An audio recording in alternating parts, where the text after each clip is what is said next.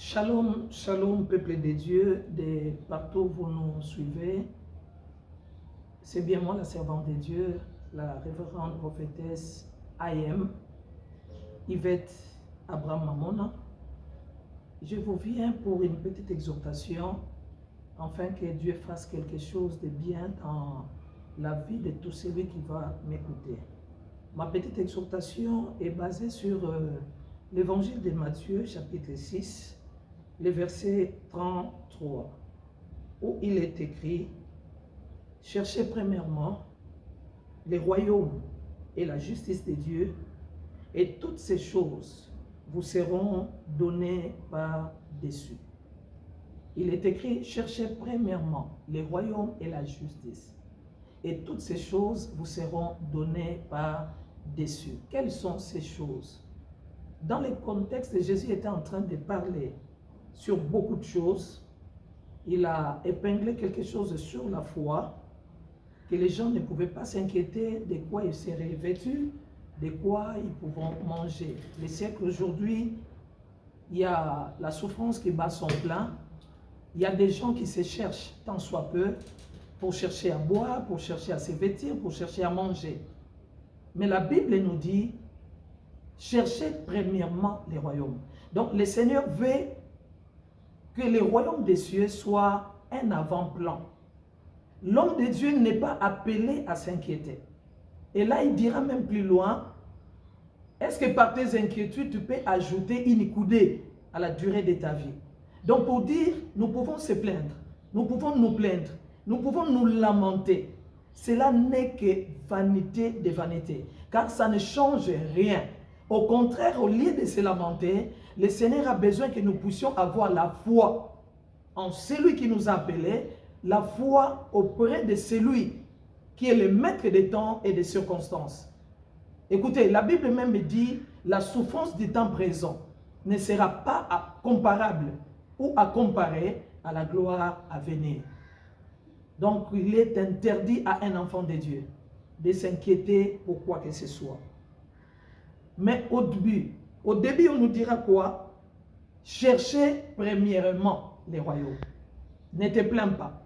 Ne cherche pas les par-dessus. Mais la Bible dit: cherchez d'abord.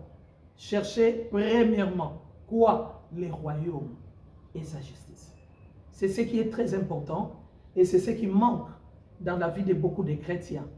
Nous vivons avec des chrétiens qui ne sont là que pour demander, qui ne sont là que Dieu puisse satisfaire leurs besoins. Mais les besoins de Dieu, il n'y a personne pour s'en occuper. Et c'est ce qui est écœurant. Nous avons besoin que l'Église s'élève. J'ai toujours parlé d'une Église qui est missionnaire. Aujourd'hui, il y a plusieurs églises qui sont démissionnaires. En un mot, l'Église a démissionné de sa mission. L'Église prêche les vêtements, la luxure, les voyages.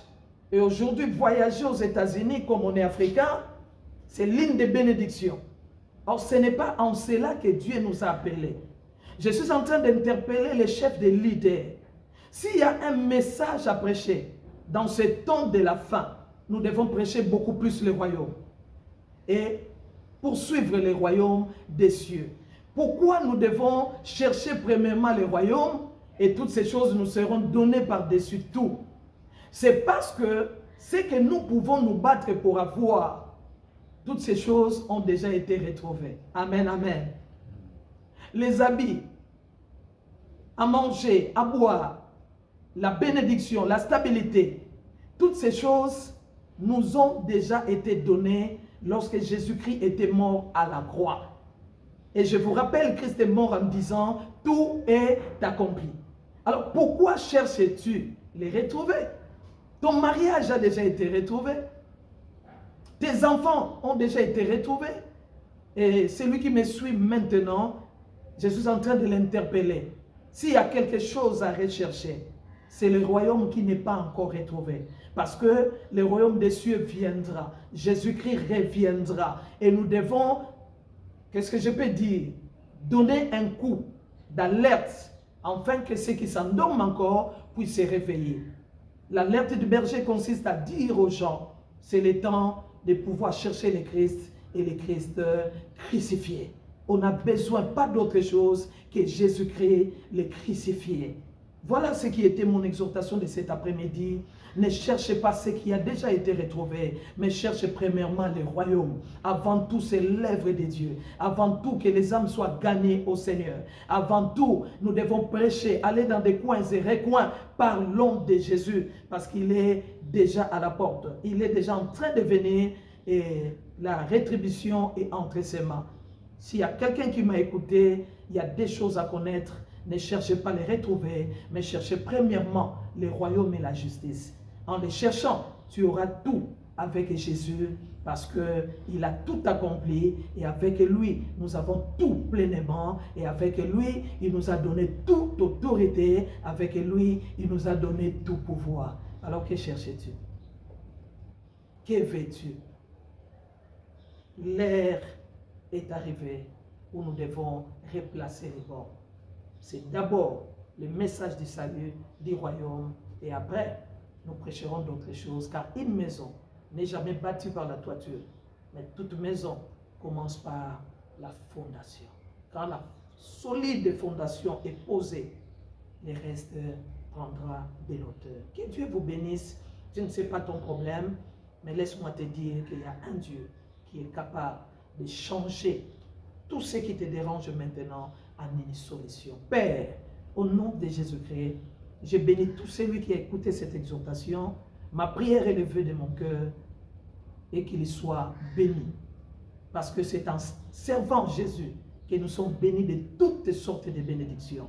Bénis ce peuple qui a écouté et bénis tout celui qui a un problème. Que la grande main de Dieu soit posée dans sa vie et qu'il vive un miracle maintenant. Par le nom suprême de Jésus, nous avons ainsi prié. Amen. Que Dieu vous bénisse tous. Amen, amen.